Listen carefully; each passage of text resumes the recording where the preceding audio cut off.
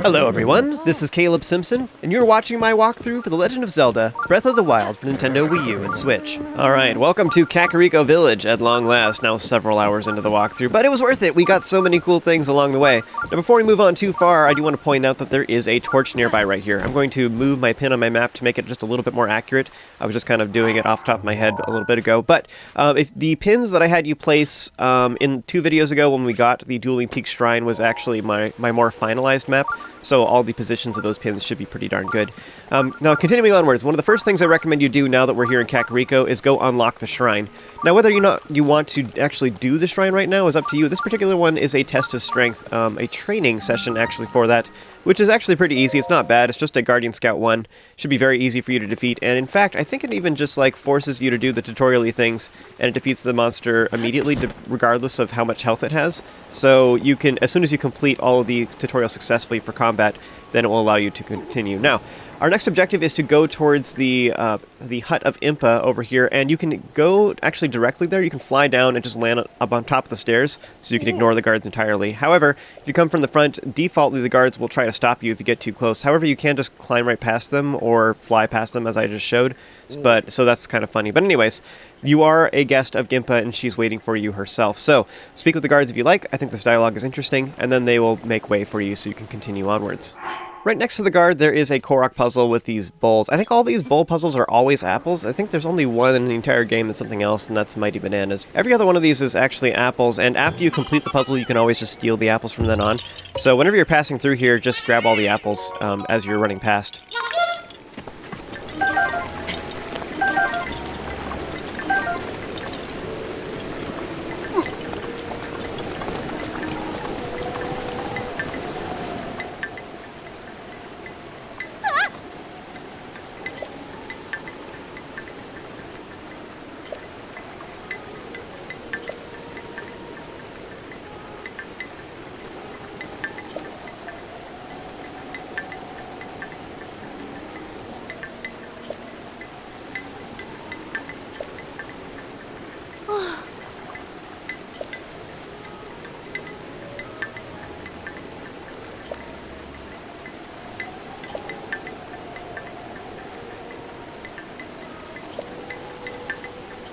Oh, yeah.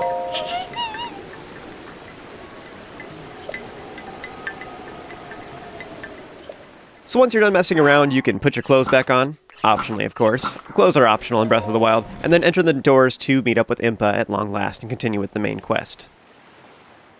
So, you're finally awake. It has been quite a long time, Link. I am much older now, but you remember me, don't you?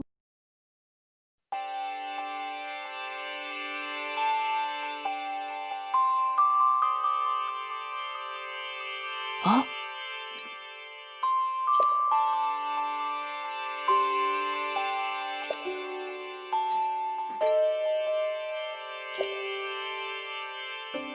Oh.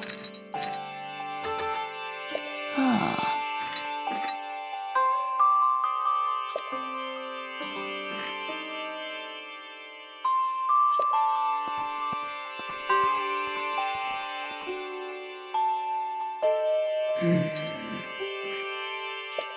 Oh.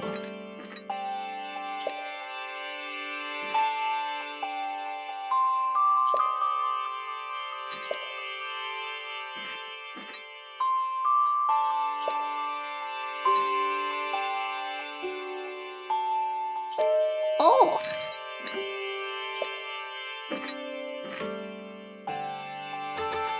Oh.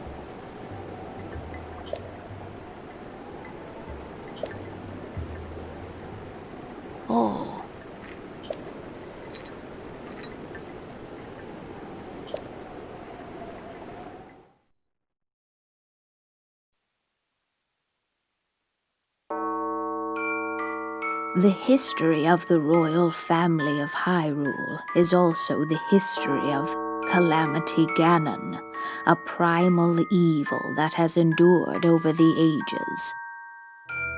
This evil has been turned back time and time again by a warrior wielding the soul of a hero and a princess who carries the blood of the goddess.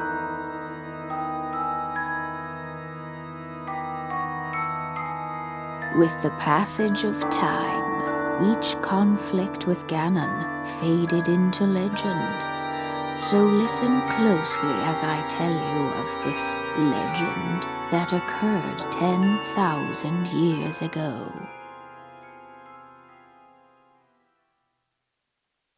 Hyrule was then blossoming as a highly advanced civilization. Even the most powerful monsters posed little threat to the denizens of the realm. The people thought it wise to utilize their technological prowess to ensure the safety of the land should Calamity Ganon ever return.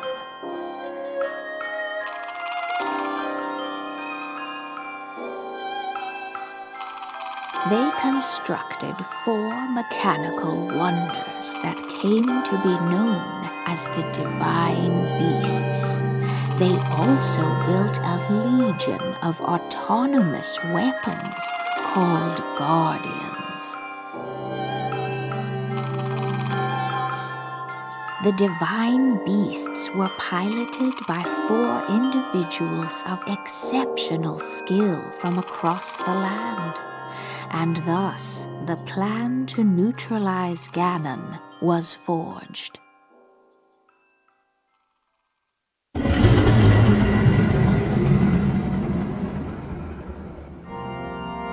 Upon Ganon's inevitable return to Hyrule, the princess and the hero fought alongside these 4 champions against this ancient evil. The Guardians were tasked with protecting the hero as the Divine Beasts unleashed a furious attack upon their terrible foe.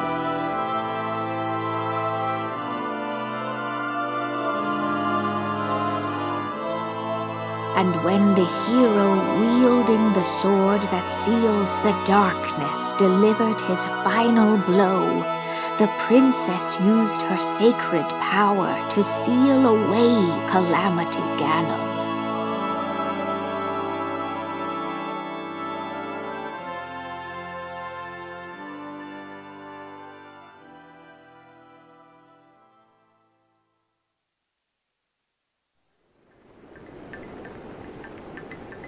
Yeah.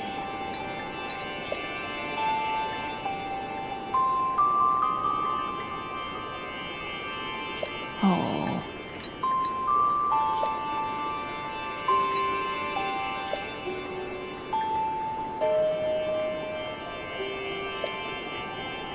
Oh.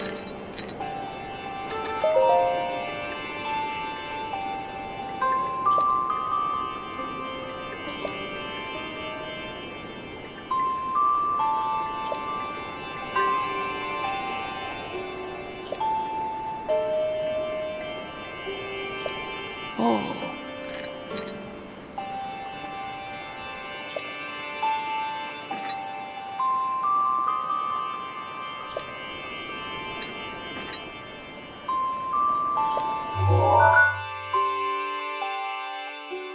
Yeah.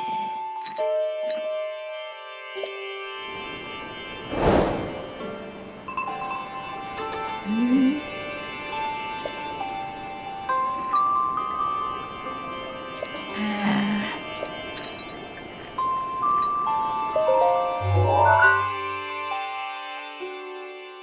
Oh.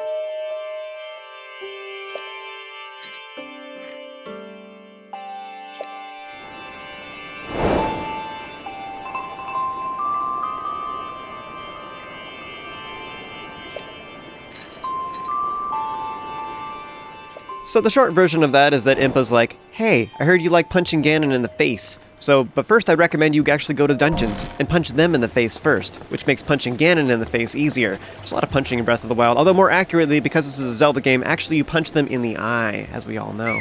Just had to make that quick clarification. Now, just so you know, in the middle of just about every town there is a goddess statue. So we want to speak with this one and spend some of our spirit orbs that we've been using so far. You can go to any goddess statue, it doesn't matter which one. Now, as far as which one I'd recommend you do, the upgrade I'd recommend you get is the stamina vessels. And do this for a while, at least until you get another stamina wheel. And there's a couple reasons for this. I'll go into more detail later. I just don't have time to talk about it right now. But yes, there are benefits to getting stamina first. In particular, right now, the reason I'm recommending it is so we can climb a nearby hill to make sure you have enough stamina for that.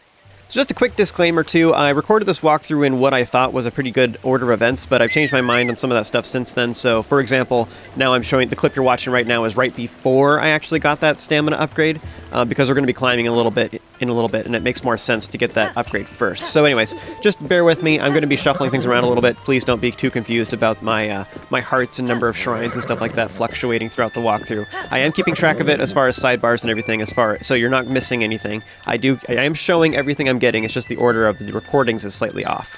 Now before we leave Kakariko, there's several things we can do here real quick. In particular, we want to unlock the Great Fairy, which is just up here on the hill. I did recommend you place a pin here on your map a couple videos ago, so we're working our way over here, and you have to have some rupees in order to do this. Now, if you've been following along with me, there's actually several rupees, and as you get across this hill too, just keep an eye out for a bloopy, which is a blue bunny right there. You want to shoot it with an arrow, and hopefully you can grab it before you scare it off. But if you shoot bloopies with arrows, they will drop rupees, which is money, so that's awesome. Now, as you're approaching the Great Fairy Fountain, and you want to quickly duck and then grab all of these fairies. They're pretty easy to get. They usually don't fly too high above your head, so you should be able to grab them easily. And there's usually somewhere between like 3 and 5 of them here at any given time. I think you can only really have about 5 at max, just generally speaking. And fairies are interesting. You can cook with them, but otherwise just having them in your inventory is the most useful, especially early game, because what they do is when you die, they will automatically restore some of your life. I think it's like 5 hearts. I'm actually not sure off the top of my head. Regardless, it's a free life mechanic, and you should totally just leave them in your inventory. I would highly recommend you don't cook with them, actually. But yes, super valuable item. You want to get as many fairies as you can. Now, I believe the soft limit is actually like 5 or 6 in your inventory, and the number of fairies that will be here is based off of how many slots you have remaining. So, something you can do too, by the way. If you are chasing after these guys, you scare them off, what you can do is just simply warp to the shrine nearby, and then come back here again to reset the area, and then it should replenish some of the fairies anyways, up until your limit. There's actually ways to glitch out the game and get past the arbitrary limit that is on your inventory. However, I'm not really going to be talking too much about glitches in this walkthrough. I'm more so just mentioning it just so that you know it's a thing. So if you want to look up that glitch and see how to break the game and move past that soft limit, then you can do so if you wish. I'm not going to be talking about how to do a lot of glitches in this walkthrough. Anyways, other valuable items that are here is there is the Silent Princess, which is a really good stealth item, and then also there is Endura Carrots. Now, there are usually 3 Endura Carrots at every Great Fairy Fountain. A couple of them have more than that, but most of them have 3 of them, and those are a very valuable item that are actually useful for the entire game. So I highly recommend whenever you go to a Great Fairy Fountain, you want to pick up the Endura Carrots. Anyways, you want to go stand on the mushroom platform and talk to the bulb, which is the Great Fairy, and then give it 100 rupees. If you've been following along with me, I've been opening several chests that had rupees, and also we got a bunch of gems that we could potentially sell at any of the shops down in Kakariko to make extra rupees as well. I would recommend that you hang on to your gems though, but just know that you do, if you've been following along with me anyways, you should have a good, like, I don't know, 800 rupees in gems right now that we could potentially sell if you want. I think it's more valuable to sell some of the other ingredients that we've been picking up. Some of the food items, you can just fry it up real quick and sell those for 30 to 100 rupees a piece for different things, and that would be more worthwhile in my opinion. So Great Fairies have been a thing in most of the games in the Zelda series ever since A Link to the Past. I guess the 2DS games, Phantom Hourglass and Spirit Tracks, didn't have Great Fairies, but they had spirits as well, and they had the Isle of Spirits, for example. So it's sort of similar, not quite the same thing. Anyways, this particular game, what they do is they heal you as usual, but they also allow you to upgrade your armor. Now, the first thing I'd highly recommend you upgrade is just the climbing bandana, which is super awesome. And I would actually just ignore the Hylian trousers for now, and I'll explain what I mean by that here in a little bit. But yes, I want to upgrade the climber's bandana, and then we're going to continue on and get some better armor and bring them to her as well, so you can upgrade those too. Now, just so you know, there are a total of 4 Great Fairies, and the tier of the amount of upgrades you can do for each armor set is based on the number of Great Fairies that you have unlocked. The price it costs to unlock them goes up exponentially each time, so this first one only costs 100 rupees, the next one will cost 500 rupees to unlock, so it does go up in price quite a bit. So upgrading your armor has two benefits. It will increase the amount of armor value it has, which reduces physical damage that you take, but it doesn't help against elemental effects. And the second thing it does is that it has set bonuses. That's only when it gets up to rank 2, so 2-star. When you get everything up to 2-star rating and you have a full set on, then there's various set bonuses that they will contribute when you're wearing all 3 items at the same time. So for the climbing gear, for example, the 2-star set bonus is that it reduces the stamina cost of the dash when you're climbing, so it makes it cost half as much. There's actually the Royal Guard uniform actually does that too, which a lot of people don't realize, but that set is also very useful for climbing as well. So next, just to the left of the Great Ferry, there is some hills. Now this first one's pretty easy to climb. The next one, though, does require a little bit more stamina. So if you have at least one stamina vessel upgrade, you should be able to reach it just fine. Otherwise, this could be a little bit more awkward and you'll have to use some stamina food. Now what this does is it leads to the best place in the entire game to farm for Blue Nightshade. Now generally speaking, I actually don't think that Blue Nightshade is worth getting at all because it's just a lower tier ingredient. It does add the same amount of time and you can like supplement some of the cost of cooking ingredients to make nice stealth dishes and just include a couple Blue Nightshades and stuff like that. Generally speaking, though, I don't think it's worth it because it's harder to farm. As I showed in the last video, Hickory Woods is an amazing place to get silent shrooms. There's more of them, so they're more plentiful. They're easier to get to. You don't have to climb as much. They are worth more when you sell them, and they're because there's a bigger concentration of them in one spot, you can get more of them every blood moon without having to warp to multiple places. So it's just better. It's easier to farm, and it's just all categories, it's better. So there's no reason to get Blue Nightshades in general. However, the reason I'm recommending you get some right now is because we're going to need a bunch of them to upgrade the stealth outfit here in a little bit, so that's great. So I recommend you come up here and grab these really quickly. Now, I also think it's pretty sweet that here we have the stealth outfit here in Kakariko, we have the Great Ferry nearby, and then we also have the best location in the game to farm the first ingredient that we need for the first 2 upgrades. So the first 2 upgrades of the stealth outfit requires Blue Nightshade. It's the main ingredient you need. So the first upgrade, you need 9 of them, and then the second upgrade, we're going to need another 15. So I'll just come back here at another blood moon and farm that spot again, and it will give me all the Blue Nightshade I need for the entire game, which is awesome. So that's great. I don't have to go hunting for them anywhere else. I'll just get them exactly when I need them at the best place in the game, and it's awesome. So that's all cool, and the next thing I'm doing is I'm heading to Rota O, and the reason I teleported here is because it was raining in Kakariko, and I wanted to cook at that pot. What I could have done actually is I could have laid down some wood inside someone's house and set it on fire and just waited until the next day, and that would have taken care of it too. I'm just feeling lazy, so I just went to one of the stables. All the stables, by the way, have cooking pots, so if you're wanting to cook somewhere and you're feeling awkward because the place you're currently at doesn't let you do that, then just go to any stable and it's fine. Alright, I have 2 objectives right now. I'm going to cook up some food that I can sell to get some rupees so I can buy the stealth outfit. The other thing I'm going to do is I'm trying to fry up a whole bunch of dishes that we will use for our travels for the rest of the entire game. In particular, this next little while, I'm going to unlock all of the towers. So in order to do so, it will make it a lot easier to climb if we have a bunch of stamina dishes. So I'm frying up a lot of my stamina ingredients that I got on Satori Mountain, and I actually ended up with most of these dishes for literally the entire game. The whole game of Breath of the Wild, I cooked up everything I needed right now. So, just from one pass in Satori Mountain. So this is so powerful. I cannot express how nice this is. So that's why I recommended you go there in the last couple videos. So if you did not go to Satori Mountain with me, then refer back to a little bit earlier in the video walkthrough and you'll see how I did that. Now, we're going to make a bunch of stamina dishes. Something that people don't realize about enduring ingredients is that they also give you full recovery on all of your green stamina. The tooltip does not say this very well, but it works the exact same way as like just how hearty dishes will give you yellow hearts. Enduring items work the exact same way. They completely refill all of your green stamina and also give you a little bit of yellow stamina. The yellow stamina is used up actually after you've consumed all of your green. So if you run out of stamina while you're climbing, then it will start consuming your yellow stamina instead is how it works. So there's basically 2 different ways to look at enduring ingredients. You can either go for as much stamina as possible, which would be 5 Endura carrots. That's the highest amount you can have. It gives you 2 full yellow stamina wheels, and that's awesome. That's more of a thing you do for like boss fights. You have just like a couple dishes like that and give yourself a bunch of stamina so you can just great spin for days and then you're just awesome. So that's why you would do that. And that's more of a thing you do at the end of the game. You farm a bunch of Endura carrots and you make a bunch of those dishes. However, just so you know, it's way better to use Endura ingredients in general by cooking a single one of them. So even Endura shrooms, which are the low tier enduring ingredients, and those are relatively easy to get on Satori Mountain. So you get a bunch of those and you fry up all of your stuff. So I'm frying up all my enduring ingredients right now just to make a single dish for each one. So I'm getting like a page and a half of enduring ingredients that just makes me all of these stamina dishes. And the funny thing to know about this, because it restores all of your green stamina, the more green stamina you have, the further it goes. So you could make the argument that each enduring meal I'm making is like, say, 3.5 stamina wheels worth of stamina, which is crazy. So if you think about it that way, if you're climbing, even in the rain, you potentially have the capacity of, say, I don't know, 50 stamina wheels or more, at least, or even 100 stamina wheels worth of climbing potential. At any given time. You can just eat however much you want. You can climb anything. It doesn't matter. It doesn't matter how tall it is. You can climb anything in Breath of the Wild as long as it's a climbable surface, which is crazy. Rain or not, it doesn't matter. And also, by the way, fun fact, I'm still in the midst of recording the gameplay. I think my recordings, I'm currently at like 88 shrines completed out of 143 or whatever it is total, including the DLC.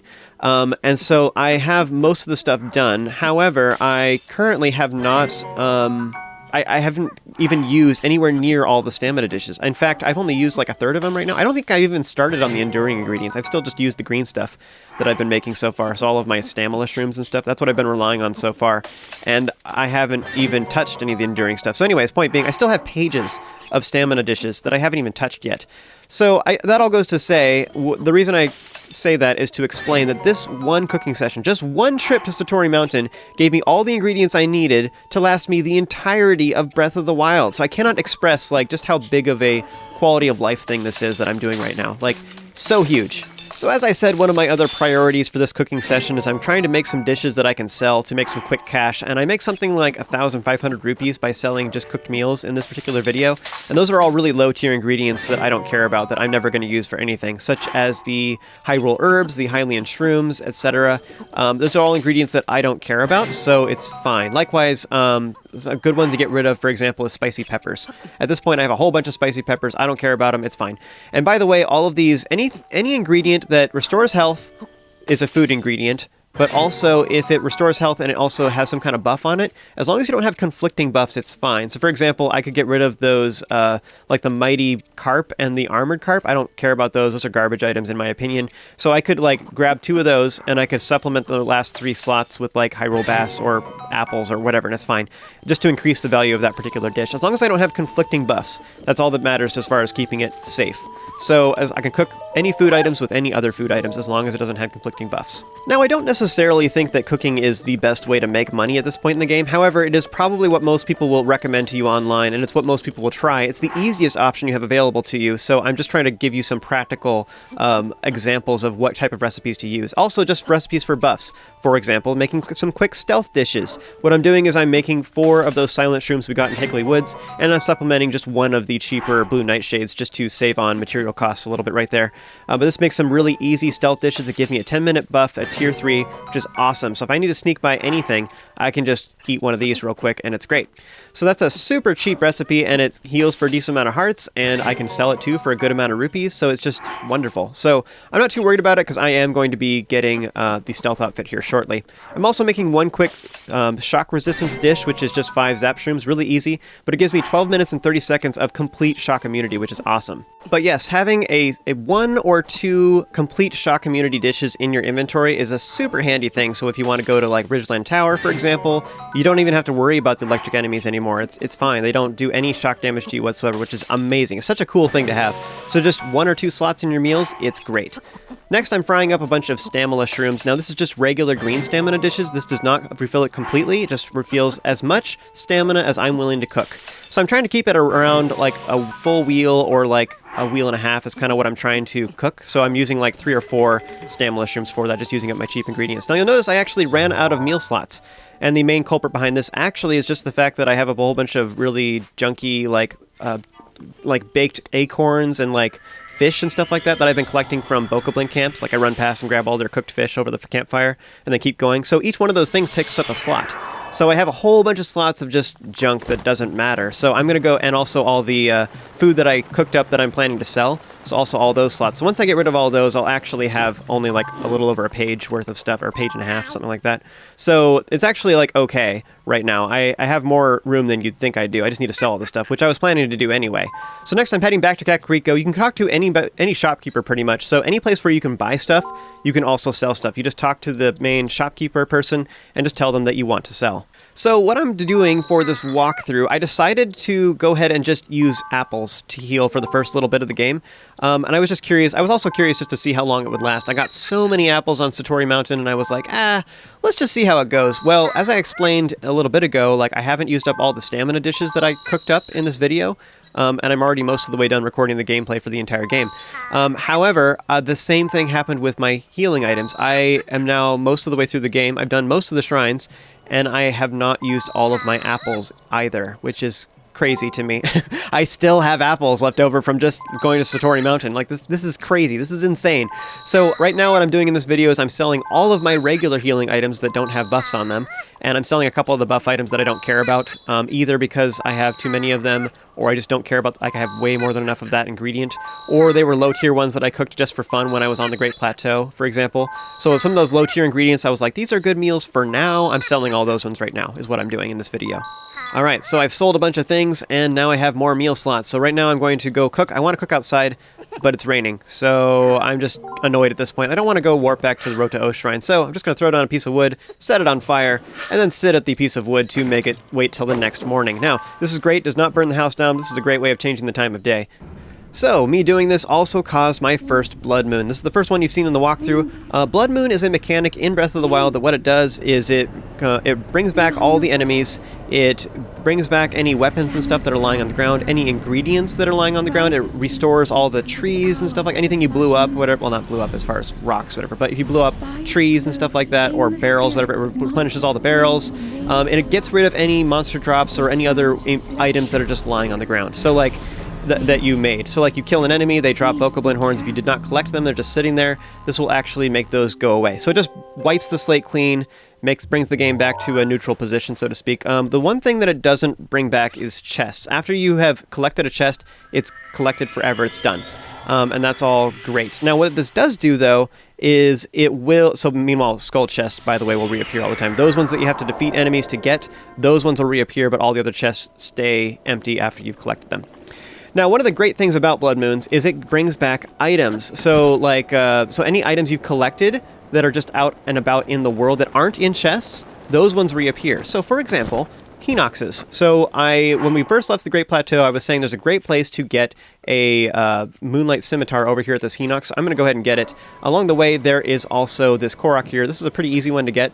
I'm showing there's this little trick, actually, for burning these ice things. You'll notice I have the flame sword on my back, and that ice is already melting. However, so just being nearby while having the flame blade out will cause it to burn faster, but you can also use wood. I'd highly recommend you use wood, because it makes it burn so much faster. Each one of these burn at the same speed. Now, a lot of new players especially, will slash at the ice. This is bad because you'll waste durability on your sword. You don't have to do that, you just stand nearby. It does make it go down a little bit faster, but yes, I would say wood is significantly cheaper and easier to use. It makes it burn way faster than slashing it with your weapon. So anyway, collect that Korok if you want to. I was just showing it to explain this type of puzzle. Next, I'm going to drop a weapon on the ground. The Feathered Edge is the lowest tier of the items I currently have in my inventory, so I'm going to get rid of that to make room for this Moonlight Scimitar I'm about to grab. I'm also going to get a Soldier's Bow, which is a pretty nice, it's another mid-range bow at this point in the game, but still better than a lot of the stuff I have right now.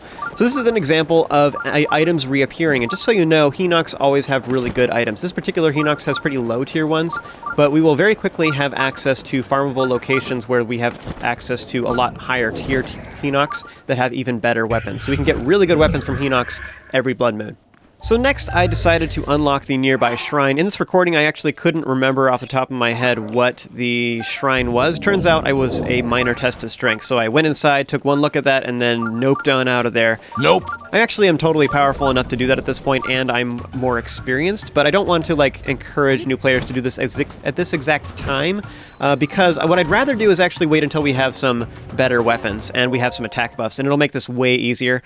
I actually had never done that before, but I thought for this walkthrough it might be kind of cool to just do a whole bunch of, like, get a really good attack buff, and while we still had duration of it, we could do a whole bunch of test of strength all at the same time in a row.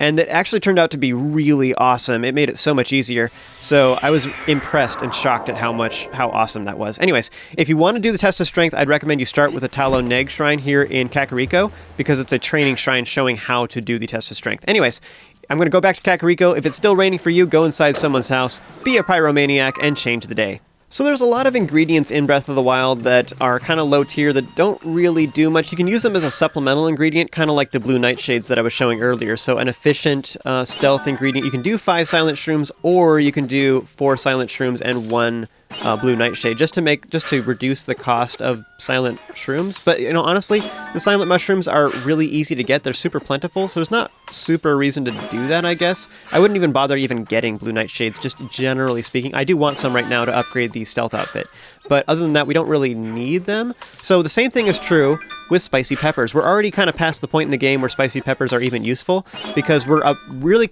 shortly here, we're going to gain access to some even better chill resistance food that is just better. So there's no reason to hang on to spicy peppers from now on. So I'm actually just going to fry up a bunch of spicy peppers, and also because I have so many, I need 15 blue nightshades, and I'm planning to go back to that farming location again. So I'm just going to fry up some of my blue nightshades and all of my spicy peppers in order to sell, to make some quick rupees.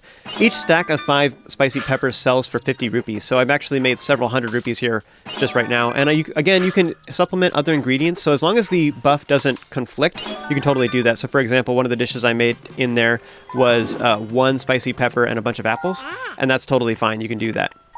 So you'll notice off to the right side of the screen, you can see what the quality is of the items that I'm selling. So notice that a lot of these are like tier 1 stealth or tier 1 chill, and some of these did critically cook, so they have either more chill resist or more hearts or more duration or whatever, and that's fine. I could hang on to the critically cooked ones because they don't sell for any more, but they're just a higher value. However, there's still a lot of them are still pretty junky ones that I don't care about. So I'm just selling these to get rupees anyways. Now, the amount of rupees we want in order to buy all of the stealth outfit is you need a total of 1,800 rupees. Now, in this particular recording, what I actually did is I went into the shop and I bought 1 of them, and then I came and cooked more, and then I bought the rest. So that's what happened. So my rupee count is a little bit odd. But yeah, just know that the amount of total rupees we need to buy them is 1,800. So that's what I'm doing right now.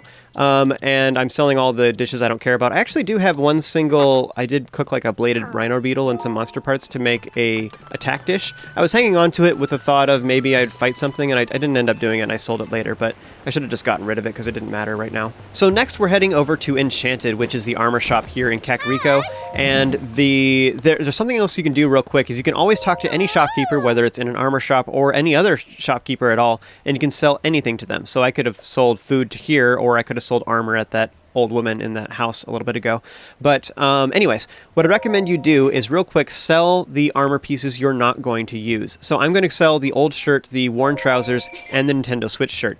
You can hang on to whatever armor pieces you want, so if there's a particular one that you just think looks cool or whatever, you can totally hang on to them. However, I would recommend that you get rid of all the useless ones especially, or ones that you're just never going to use, because it frees up item slots. There's actually, if you use Amiibo especially, there's more armor than you even have capacity for in this game. You can't even have all of the armors in the game at any one time, which is really frustrating, especially if you want to be a 100% completionist.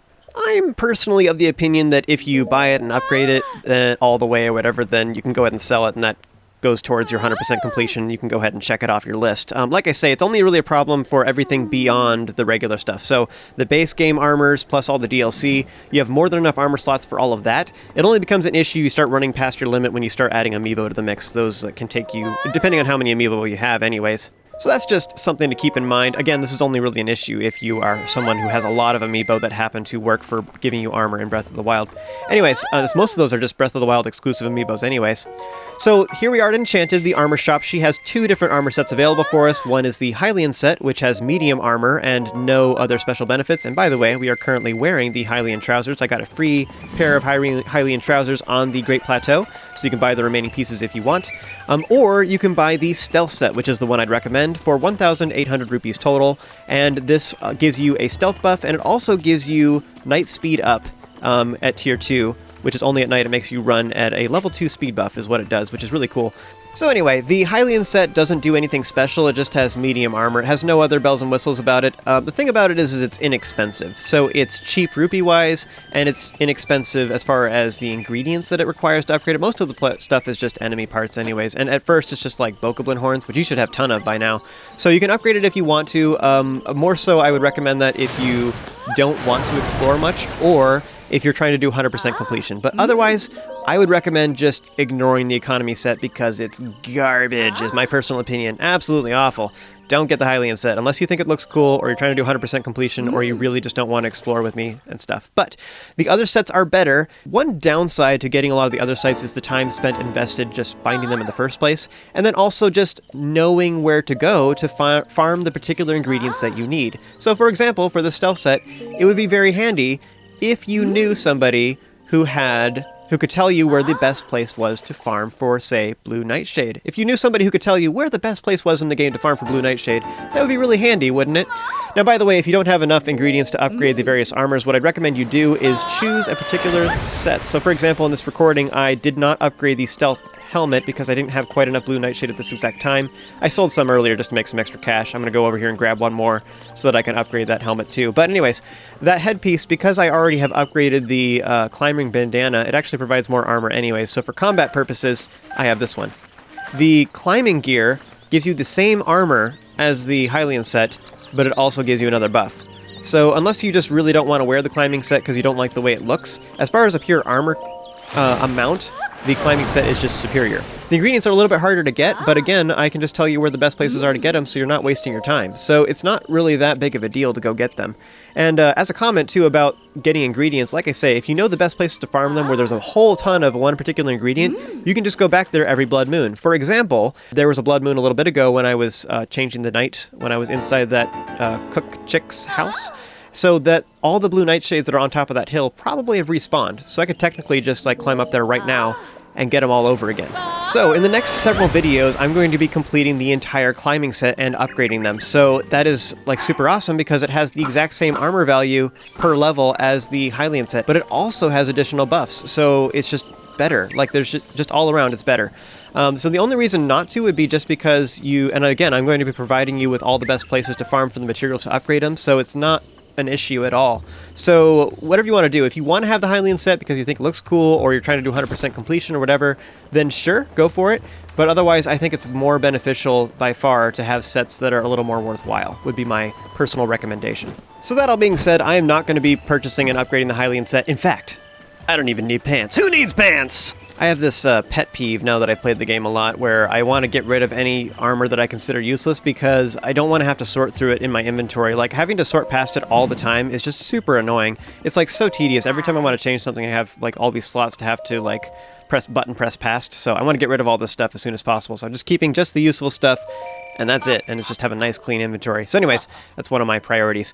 So if you want to get and upgrade the Hylian set, that's how you do so. The ingredients are pretty straightforward. Honestly, you get a lot of the ingredients automatically for just playing the game. So it's the easiest set to upgrade. I'm not going to talk about it anymore. If you want more information about that, there are links in the description to various guides that'll show you how to get all those ingredients and what the various upgrades and bonuses are for each armor set. There's a bunch of side quests you can do here in Kakariko, although I think it's a low priority at the moment, so I will do that later in the walkthrough. For now, I think a much higher priority is to get to Hateno as soon as possible and unlock all that stuff. Alright, that'll conclude this particular video. As always, huge thanks goes out to all of my Patreon supporters for helping to make this possible. And if you enjoyed this video and found it helpful, be sure to throw a like on it, subscribe, and stay tuned for more content just like this. Remember to stay awesome, you have an amazing day, and I'll see you next time.